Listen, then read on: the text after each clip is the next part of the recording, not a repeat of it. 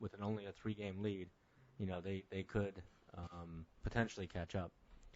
The Phillies, of course, it was back in 2008 when we had a 7-game lead on the Phillies with 17 games to play, and that didn't end well.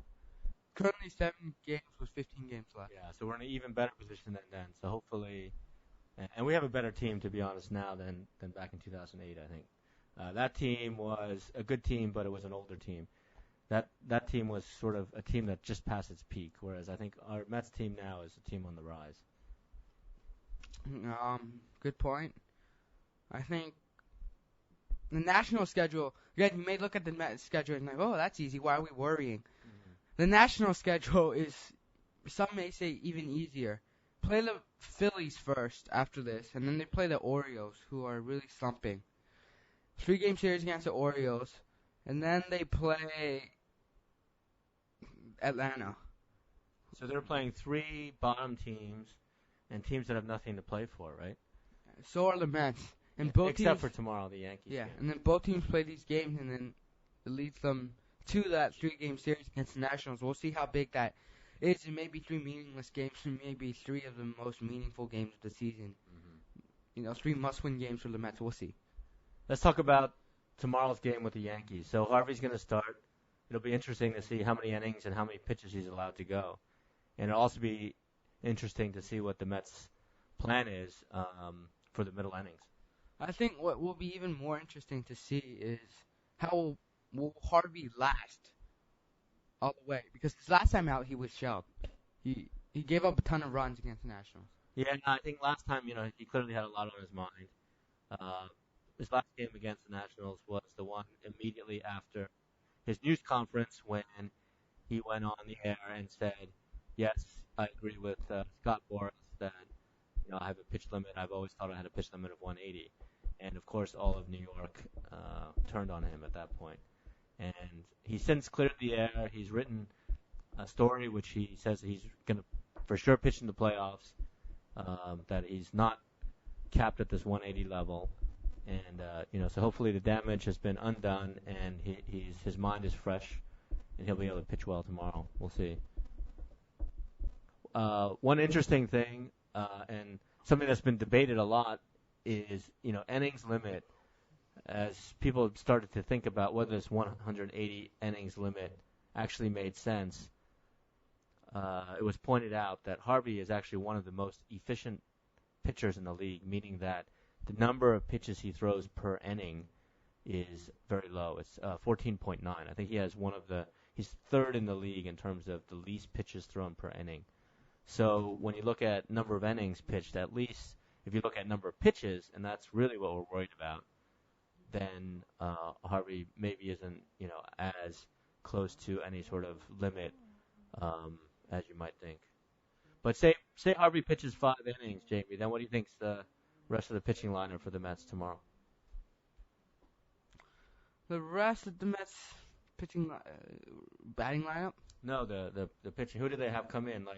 Would they put Robles up first, or would they have Sean Gilmartin go as a long guy? Logan Verrett's going to be pitching on Tuesday, so he's not going to be the guy.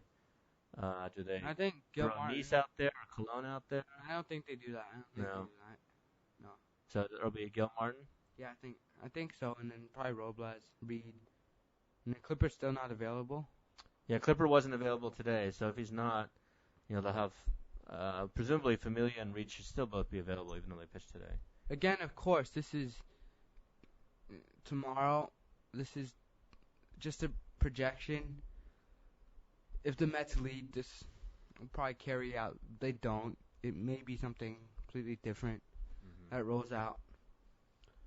Well, we'll see. We do have the advantage of playing a Yankees team who hasn't played Alex Rodriguez in these 2 games. Remember, we're playing in Citi Field, so no DH. And the Yankees have not felt comfortable playing A-Rod at first base or third base or shortstop, any of his natural positions, of course. But they don't feel comfortable with him at first base, where he really hasn't played his whole career. And so they've elected to keep him on the bench. So that's theoretically been helpful for us, although, today they didn't need A-Rod for sure. So what, Jamie? Should we talk about Cespedes? Interesting about Cespedes. Look at the 3 teams that have traded Cespedes. Who are they? The A's, who have faltered after trading for him. The Red Sox, who have not done great with him or without him. The Tigers, who have been falling. They're all in last place, Jamie. All 3 teams who have traded Cespedes are in last place. So what does that mean? Does that mean the Mets have to keep him for next year? I think so. But you have to be reminded that, okay, the Red Sox have a great farm system, but currently in the majors, apart from Xander Bogaerts, a few other guys are aging. The A's, Billy Beane overhauled them, completely rebuilt the team, and the Tigers are just too old. Massive contracts, old guys. So all 3 teams are like that, but the Mets are a young team on the rise, completely different from the rest of them. Cespedes was that guy that came and sort of pumped everyone up. Would you get? He was looking for a 6-year deal, Jamie. So he's 29 today, 6-year deal. He'll be 35 at the end of it. I think he's a power guy. I don't know about his arm in 35, but I think his power will be there. Right. His bat will be there, but I don't know about his fielding. We'll see what the Mets think of that. I think that Cespedes, he wants a 6-year deal. There'll be a lot of teams out there. It's just up to the Wilpons and how much money they're willing to bring out. And Sandy, I think the longest contract he's given, or the biggest contract he's given, is David Wright, right? How many years is that? 7. 7 years. Okay. I've been reading some of the Mets blogs out there, and some of the guys have been complaining about Alderson before and not doling out the money. But I think it's fair to point out that as a GM, you really want to spend the money. It's not that you don't want to spend the money. So you can criticize Alderson for not spending the money correctly, but to the extent that we're going to open up the pocketbook, that's really going to be an ownership decision. Can you think of contracts where Alderson has not used his money wisely, with the limited money he has? Chris Young. Okay, Chris Young was really a big risk, big reward type guy. What did he get? Like 1 year, 10? Something like that. But Yeah. the Yankees picked him up. Yeah. So, and he's doing well now at Yankee Stadium. I think I don't blame. Who did the Jason Bay contract? Was that? That was Alderson? that was not Alderson. Okay. No. Let me think. Well, you see, that's not his style. Alderson is a conservative. He's Moneyball type guy. Yeah, he gives shorter contracts, and so he's just been stockpiling young pitching because he knows that it's cheap. If a couple of them blow out, then it's not blowing big bucks for him. That's why he was still so reluctant to trade Michael Fulmer. And I think if it wasn't for the fact that the Gomez deal fell through and the Mets desperately needed hitting, he would have been reluctant to do the Fulmer for Cespedes deal, which turned out to be great. Did you read the Dave Dombrowski side of the story? The What report did it say? came out. So, Dave Dombrowski recently got, of course, he's with the Red Sox now. So he recently did an interview about how his side of the trade went through. He was with his guys, player development scouting guys, in their hotel room in Baltimore. The Tigers were playing the Orioles, and he called Mike Ilitch, the Tigers owner, and he asked, okay, I think now's the time. Ilitch, by the way, who's very old and wants to win before he passes away, so he wants to win now. He called his owner. His owner said, okay, yes, I'll give you the green light to deal Cespedes, but only for a deal that you would want to do. So he went and called around, and then he thought no one was going to get. I mean, there were a few teams that were interested in him, but What was the competing deal? Was there any competing deal? he didn't reveal any. Mm-hmm. But he was just saying how Alderson called, had a little bit of interest, and then he heard about the Gomez deal, and he thought, okay, fine, well, I guess the Mets are a no-go for Cespedes. And then suddenly the whole Gomez deal fell apart, and then Alderson called back, and he said, our deal fell apart. I'm interested in Cespedes. And Dave Dombrowski sort of asked, "What do you have to offer?" Dave Dombrowski liked Michael Fulmer, sort of put the name out there. I think Alderson sort of agreed, but didn't give him a full answer. He talked to Illich and said, "Okay, I think I have a deal on the table. Um, if it gets done, Cespedes is going to get traded." And Illich said, "Okay, yes, fine, you can go ahead and do that."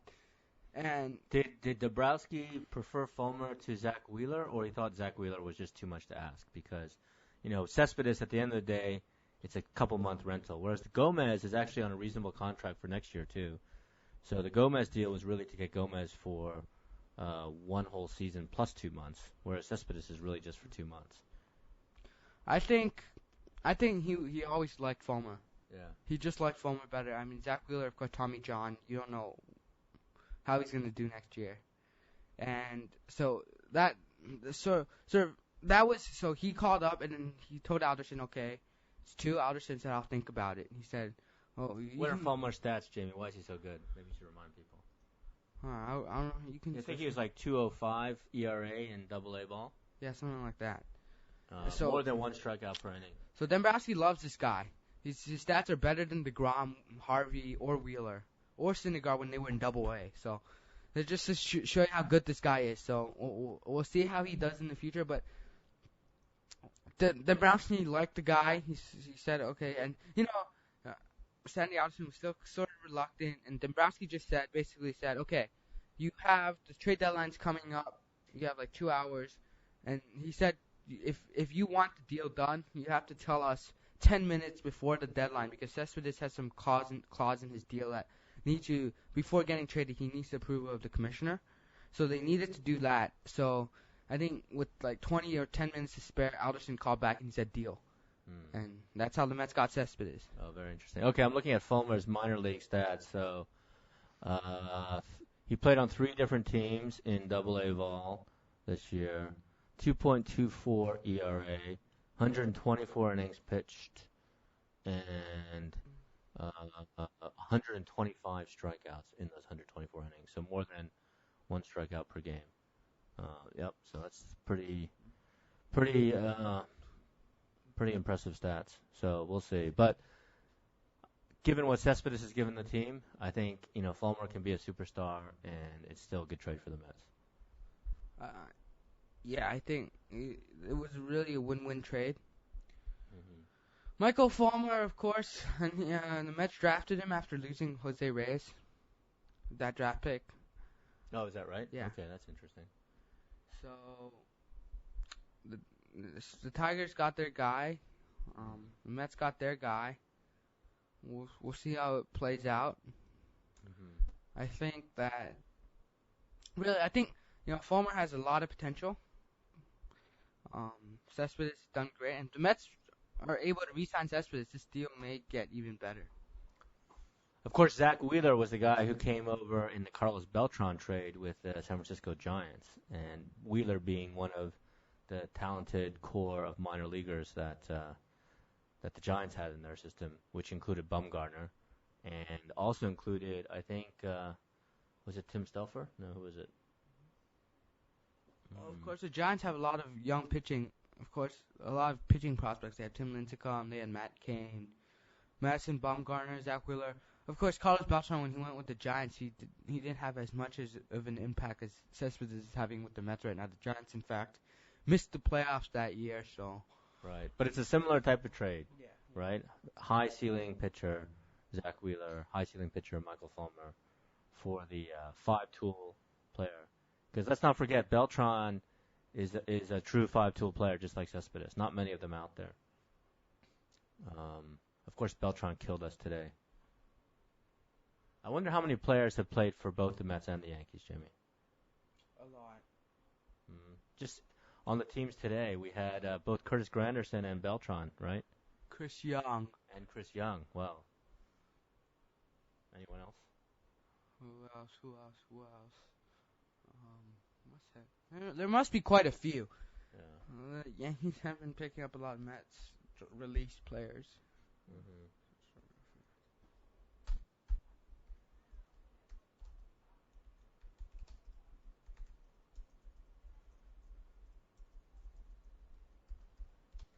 So anyway, so tomorrow is